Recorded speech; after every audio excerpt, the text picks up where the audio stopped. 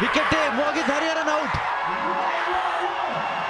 மொத பால் 10 ரன் வந்தாலும் இரண்டாவது பால்ல பிளான கரெக்டா எக்ஸிக்யூட் பண்ணிருக்காரு சன்னி சந்து. சந்துல அடிக்க பார்த்த Mohit Hariharan player in form. அப்புறம் ரன் அவுட். இல்ல வாய்ப்பு கடைசி இருக்காரு, நேரா கையில போயிருக்கு. காலி. கேப்டன் அருண் கார்த்திக் நீக்கி இருக்காரு. ஹரிஷ் குமார் ரொம்ப நாளா சொல்லிக்கிட்டு இருக்காரு. அவுட். தின் edge பிடிச்சார் keeper Kavin. Ajitesh out. இந்த போட்டியில உயிர் இருக்கா? கவின் ஸ்மார்ட்டா பிடிச்சாரு. இன்சூரன்ஸ் தேக்கோ சேஃப் ஹேண்ட்ஸ் தான். ஆனா ஆட்டம் இதுல திரும்புமா? கோயம்புத்தூர் போறோம். அவர் யூகே போறாராம்.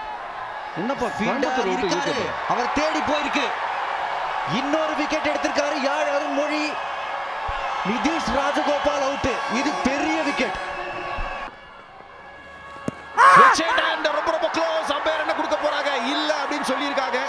ரிவ்யூ எடுப்பாங்களா? என்ன ஒரு ஸ்விட்ச் ஹிட்டுக்கான முயற்சி அங்க செஞ்சிருந்தாங்க. Pitching outside off, impact in line, wicket sitting. இங்க சமையான ஒரு ரிவ்யூ எடுத்து சக்சஸ்ஃபுல்லா அமைஞ்சிருக்கு. ரித்திக் ஈஸ்வரன் வந்தார் சென்றார்.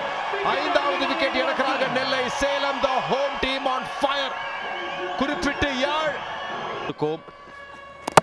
இது எப்படி பாட்டி இது. Look at this, look at this, what a ball. Poiyamozhi yorker போட்டு பெர்ஃபெக்ட்டான ஒரு எக்ஸிகியூஷன்.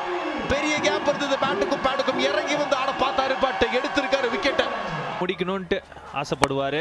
விக்கெட்டா கையில தான் போதா, கையில தான் போயிருக்கு. யார்